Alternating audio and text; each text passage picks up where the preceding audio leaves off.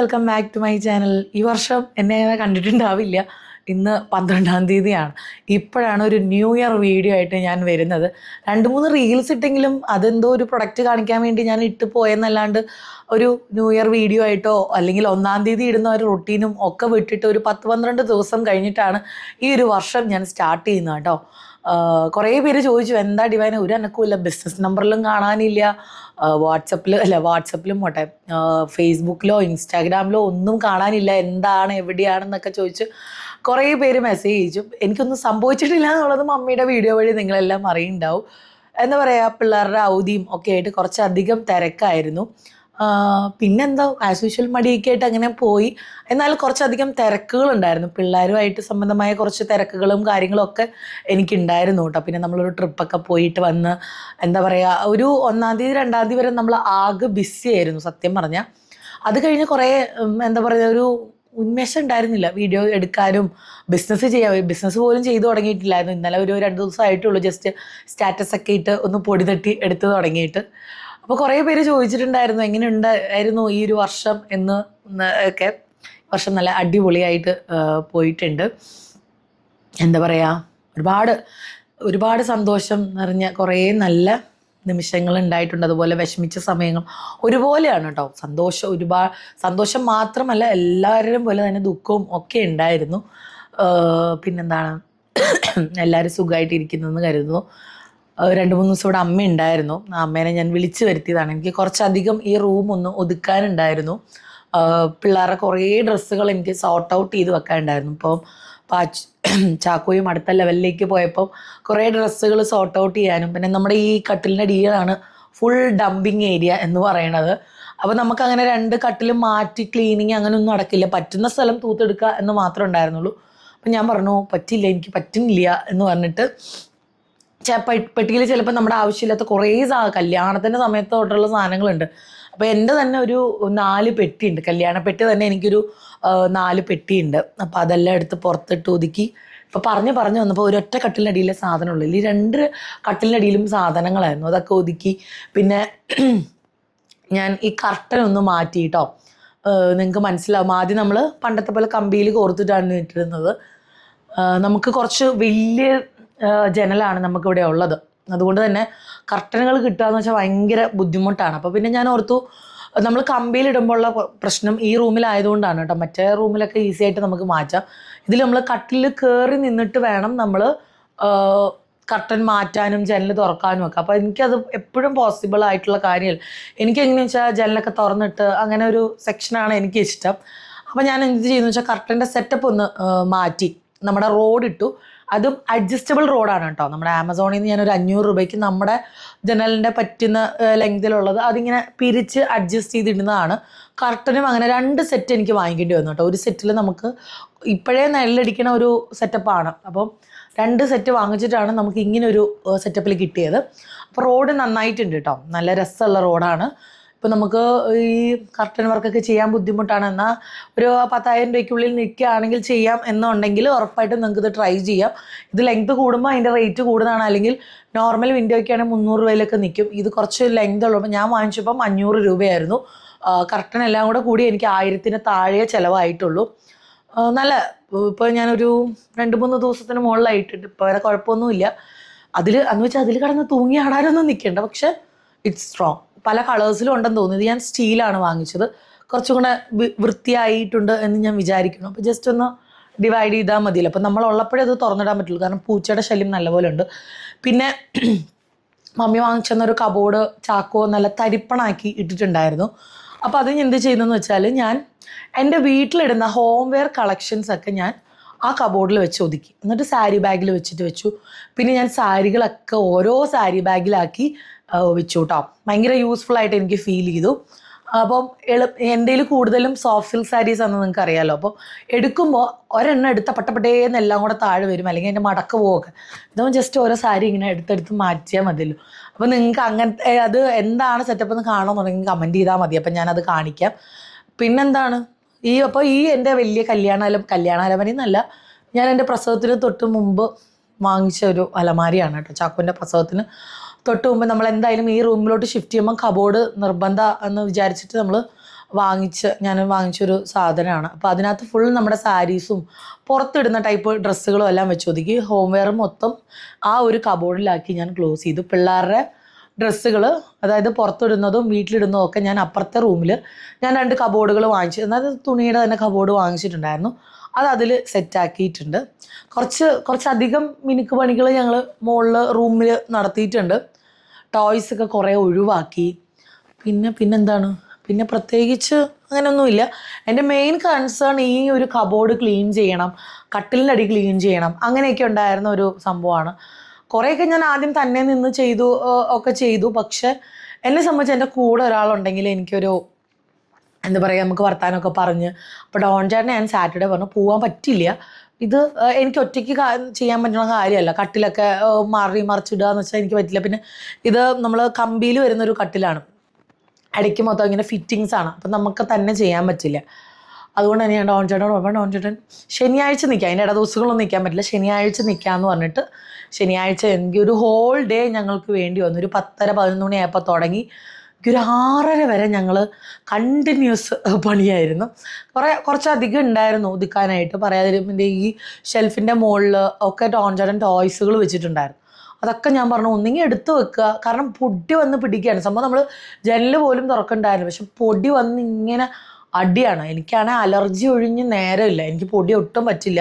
അപ്പം ഞാൻ നോക്കിയപ്പോൾ ഞാൻ ജസ്റ്റ് ഇവിടെ പൊടി തട്ടി വെച്ചിട്ട് കാര്യമൊന്നുമില്ല. നമ്മുടെ ഈ മുകളിൽ കുറച്ച് സ്പേസ് കൂടിയ റൂമായതുകൊണ്ട് തന്നെ നമ്മൾ അവിടെ ഇവിടെയൊക്കെ സാധനങ്ങൾ വെക്കുമ്പോൾ പെട്ടെന്ന് ഒന്ന് പൊടി അടിച്ചു പിടിക്കും.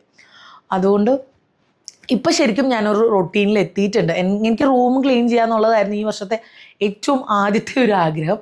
അത് നടന്നു. ഇനിയിപ്പോൾ ബാക്ക് ടു എല്ലാം നോർമൽ ആക്കണമെന്നാണ് എൻ്റെ ഒരു ആഗ്രഹം. എത്രത്തോളം പോസിബിൾ ആവുമെന്നൊന്നും എനിക്കറിയില്ല. പിന്നെന്താണ്, പിന്നെ എല്ലാവരും സുഖമായിട്ടിരിക്കുന്നതെന്ന് കരുതുന്നു. ഞങ്ങളിവിടെ അടിപൊളിയായിട്ടിരിക്കുകയാണ് കേട്ടോ. ഞങ്ങൾ ഒരു സ്ഥലത്ത് പോകാനായിട്ട് ഇറങ്ങിയതാണ്. അപ്പോൾ ഞാൻ ഓർത്ത് ഞാൻ എന്തായാലും ഒരുങ്ങിക്കെട്ടി ഇറങ്ങിയെന്ന്, പിന്നെ ഒരു വീഡിയോ എടുക്കാം, ഇനി തിരിച്ചു വന്നിട്ട് എനിക്ക് വീഡിയോ എടുക്കാനും. ഞാൻ അവിചാരിതമായിട്ടൊരു സ്ഥലത്ത് പോയതാണ്, ഡോൺ ചേട്ടന് വേണ്ടി ഞാൻ അവിചാരിതമായിട്ടൊരു സ്ഥലത്ത് പോയി. പക്ഷെ എനിക്ക് ആ സ്ഥലം ഭയങ്കര ഇഷ്ടമായി.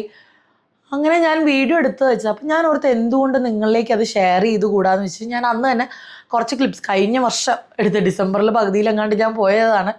അപ്പോൾ എനിക്ക് തോന്നി നിങ്ങളുമായിട്ട് ഷെയർ ചെയ്താൽ കുറച്ചും കൂടെ യൂസ്ഫുൾ ആയിരിക്കും. കാരണം ഞാൻ ഡോൺ ചേട്ടന് വേണ്ടിയിട്ടാണ് ആ ഒരു സ്ഥാപനത്തിൽ പോയത്. പക്ഷേ ഡോൺ ചേട്ടൻ ചെയ്ത പല കാര്യങ്ങളും ഉൾട്ടയായിരുന്നു അല്ലെങ്കിൽ ഡോൺ ചേട്ടൻ ചെയ്ത കാര്യങ്ങൾ കുറച്ചൊക്കെ തെറ്റായിരുന്നു എന്നുള്ളത് അവിടെ പോയപ്പോഴാണ് നമുക്ക് മനസ്സിലായത്. അപ്പോൾ അതിൻ്റെ ഫോളോ അപ്പിൻ്റെ ഭാഗമായിട്ട് നമ്മൾ കുറേ കാര്യങ്ങൾ ലൈഫ് സ്റ്റൈലിൽ ചേഞ്ച് വരുത്തിയപ്പോൾ തന്നെ ഡോൺ ചേട്ടൻ ഒരുപാട് ചേഞ്ചസ് വന്നു.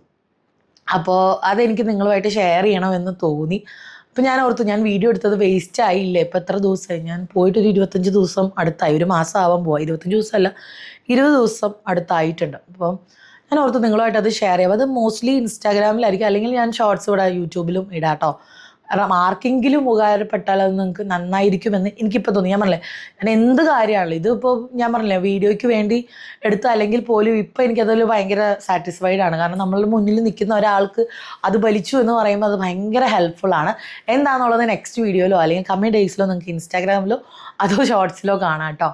അപ്പോൾ എല്ലാവർക്കും നല്ലൊരു വർഷമായിരിക്കട്ടെ എന്ന് ഞാൻ എന്താ പറയുക ആത്മാർത്ഥമായിട്ട് പറയുകയാണ്. എപ്പോഴും നമുക്ക് സന്തോഷം മാത്രം ഉണ്ടാവില്ല, ദുഃഖങ്ങളും പ്രശ്നങ്ങളും ഒക്കെ ഉണ്ടാവും. അതിലൂടെ തന്നെ എന്താ പറയുക എപ്പോഴും ആ ഒരു പാത്തിലൂടെ, അതായത് സന്തോഷം വേണം ദുഃഖം വേണം എല്ലാം കാണും. മാക്സിമം പീസ്ഫുള്ളായിട്ട് ലൈഫ് കണ്ടക്ട് ചെയ്യാൻ ശ്രമിക്കുക എന്ന് മാത്രമേ ഞാൻ പറയുള്ളൂ. അല്ലാതെ എനിക്ക് അത് വേണം ഇത് വേണം എന്നൊന്നും ഞാൻ പറയില്ല. നിസ്സാരമായ കാര്യങ്ങൾ ആഗ്രഹിക്കുക, നമുക്കുള്ളതാണെങ്കിൽ ദൈവം കൊണ്ട് എത്തിച്ചു തരും. ഞാൻ ഈ ഒരു വർഷം കൊണ്ട് പഠിച്ചൊരു കാര്യമാണ്. ഈ വർഷം തുടങ്ങിയപ്പോൾ കുറേ കാര്യങ്ങൾ ഞാൻ മനസ്സിൽ വിചാരിച്ചിട്ടുണ്ടായിരുന്നു, അത് ചെയ്യണം ഇത് ചെയ്യണം അത് അങ്ങനെ ചക്ക ചേനന്നൊക്കെ വിചാരിച്ചു. പക്ഷെ അങ്ങനത്തെ ഒരു കാര്യം എനിക്ക് നടന്നില്ല. അതിനും വെച്ച് അതിൻ്റെ മുമ്പത്തെ വർഷം ഞാൻ ഒരു പ്ലാനും ഇല്ലാതെ എൻ്റെ വർഷം തുടങ്ങിയതാണ്. പക്ഷേ ദ ബെസ്റ്റ് ഇയർ എന്ന് വേണമെങ്കിൽ പറയാം. അതിന് മുമ്പത്തെ 2 വർഷങ്ങൾ എനിക്ക് അങ്ങനെയായിരുന്നു. പക്ഷെ എന്നെ സംബന്ധിച്ചിടത്തോളം എനിക്ക് എന്ത് കാര്യം പ്ലാൻ ചെയ്താലും അത് എക്സിക്യൂട്ട് ചെയ്യാൻ വളരെയധികം ബുദ്ധിമുട്ടാണ്. പിന്നെ നമ്മൾ അതിനു വേണ്ടിയുള്ള ഓവർ എക്സ്പെക്റ്റേഷനാണ്. നമ്മൾക്ക് വെറുതെ ഇരുന്നാൽ എന്തായാലും അത് കിട്ടില്ല, അതെനിക്കറിയാം. പക്ഷെ നമുക്ക് അതിലോട്ട് എത്താൻ പറ്റിയില്ലെങ്കിൽ ഈ ഒരു എൻഡ് ഓഫ് ദി ഇയർ വരുമ്പോൾ നമുക്ക് ഭയങ്കര റിഗ്രറ്റ് വരും, നമ്മൾ എന്ത് ചെയ്തേ എന്നൊക്കെ ഓർത്തിട്ട് നമുക്ക് ഒരുപാട് ബുദ്ധിമുട്ടുകൾ വരും. എനിക്ക് മോറോവർ ഈ ഒരു കുറച്ച് ഡേയ്സ് എനിക്ക് മനസ്സിലായി ഞാൻ ഒന്നും ചെയ്യാതിരുന്നാൽ വെറും 0 ആകും എന്നുള്ളത്. അല്ലെങ്കിൽ നമ്മൾക്ക് പെണ്ണുങ്ങൾക്ക് എപ്പോഴും നമ്മുടെ കയ്യിൽ പൈസ ഉള്ളതാണ് നമ്മുടെ ഏറ്റവും വലിയ ഇത് അല്ലേ. ഞാൻ വീഡിയോയും ബിസിനസ്സും ചെയ്യാതിരുന്നാൽ എങ്ങനെ എൻ്റെ കയ്യിൽ പൈസ വരാം അല്ലേ?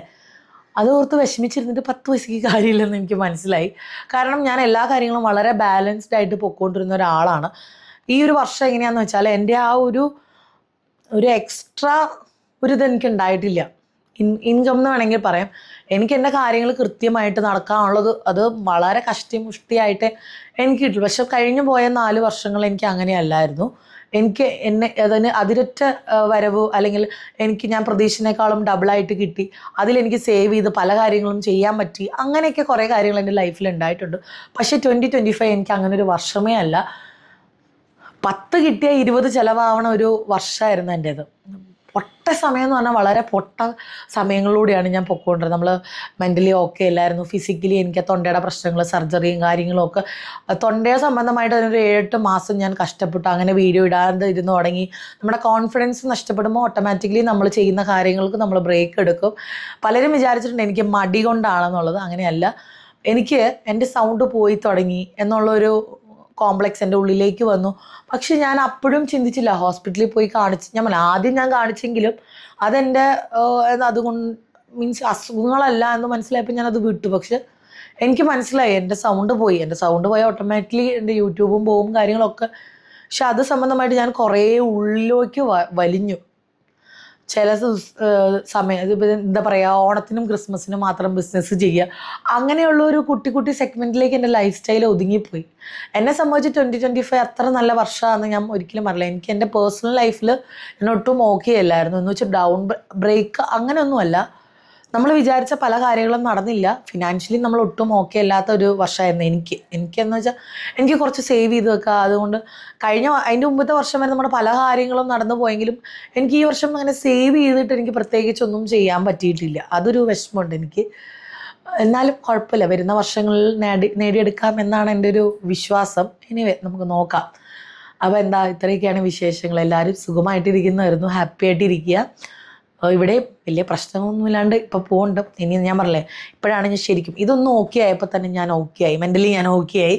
ഇനിയിപ്പോൾ എൻ്റെ മടീനെയും എൻ്റെ എന്താ പറയുക നെഗറ്റീവ് എനർജി എൻ്റെ ദേഹത്തുനിന്ന് പറിച്ചെറിയണം എന്നുള്ളൊരു വിശ്വാസത്തിലാണ് ഞാൻ ഇരിക്കുന്നത്. കാരണം നമുക്ക് ചില സാഹചര്യം നമുക്ക് ചെയ്യാൻ ഭയങ്കര ആഗ്രഹമായിരിക്കും. അയ്യോ നമുക്കത് ചെയ്യണം, നമുക്കിത് ചെയ്യണം. പക്ഷേ നമ്മളെ ഉള്ളിൻ്റെ ഉള്ളിൽ നിന്ന് ഒരാൾ കൈപ്പിടിച്ച് വലിക്കുന്നുണ്ടാവും, അത് ചെയ്യേണ്ട, നീ ഇപ്പോൾ ചെയ്തില്ലെങ്കിലും വലിയ പ്രശ്നമൊന്നുമില്ല എന്നുള്ളൊരു തോട്ടിലായിരുന്നു. സത്യം പറഞ്ഞാൽ ബിസിനസ് ഫോണൊന്നും എടുക്കണ്ടായിരുന്നില്ല ഞാൻ. പിന്നെ ഇടയ്ക്ക് മമ്മി ചോദിക്കുന്നതിൻ്റെ പേരിൽ 2-3 സ്റ്റാറ്റസ് ഇടുക. ആ സ്റ്റാറ്റസ് ഇട്ടാലും ആൾക്കാർ എൻക്വയറി ചെയ്യുന്നുണ്ടായിരുന്നില്ല. എന്നെ സംബന്ധിച്ച് എനിക്കത് ഭയങ്കര ഒരു എന്താ പറയുക സങ്കടമായി. എന്താ പറയുക, ആരും ഒന്നും ചോദിക്കുന്നില്ല, സ്റ്റാറ്റസ് ഇട്ടു, ആർക്കൊന്നും വേണ്ടേ എന്നുള്ളൊരു തോട്ട് വരെ എനിക്ക് വന്നു. പിന്നെ ഞാൻ പറഞ്ഞില്ലേ, നമ്മളെ ആരും പിടിച്ച് വലിക്കുന്ന ഒരു ഇതിലായിരുന്നു ഞാൻ പൊയ്ക്കൊണ്ടിരുന്നത്. ഇപ്പോഴും അങ്ങനെയൊക്കെ തന്നെയാണ്. അതൊന്ന് മാറ്റിയെടുക്കണം. ഞാൻ പറഞ്ഞില്ലേ, ഏറ്റവും വലിയ ഒരു ആഗ്രഹം നടന്നു. ഇനി ബാക്കി കാര്യങ്ങൾ നടക്കണം. അപ്പോൾ എല്ലാവരുടെയും കാര്യങ്ങളും സന്തോഷമായിട്ട് പോട്ടെ. അപ്പം നമുക്ക് വരുന്ന ദിവസങ്ങളിൽ കാണാം, ഉറപ്പൊന്നും പറയണില്ല. Hope so. എനിക്ക് ഇങ്ങനത്തെ കുറച്ച് കാര്യങ്ങളൊക്കെ നിങ്ങളെ കാണിക്കണം എന്നൊക്കെയുണ്ട്. കാരണം ഇതൊക്കെ കുറച്ചധികം എല്ലാവർക്കും ഇഷ്ടപ്പെടുന്ന കുറച്ച് കാര്യങ്ങളാണ്, ഈ ഓർഗനൈസിങ്ങും കാര്യങ്ങളും. പിന്നെ സാരി ഓർഗനൈസിങ് നിങ്ങൾക്ക് കാണണമെങ്കിൽ ജസ്റ്റ് ഒന്ന് കമൻറ്റ് ബോക്സിൽ പറഞ്ഞാൽ മതി. അപ്പോൾ എല്ലാവർക്കും നല്ലൊരു ദിവസം വിഷ് ചെയ്യുന്നു. Happy new year. കുറച്ച് ലേറ്റ് ആയാലും വേണ്ടില്ല, എല്ലാവർക്കും എൻ്റെ വക ഹാപ്പി ന്യൂ ഇയർ.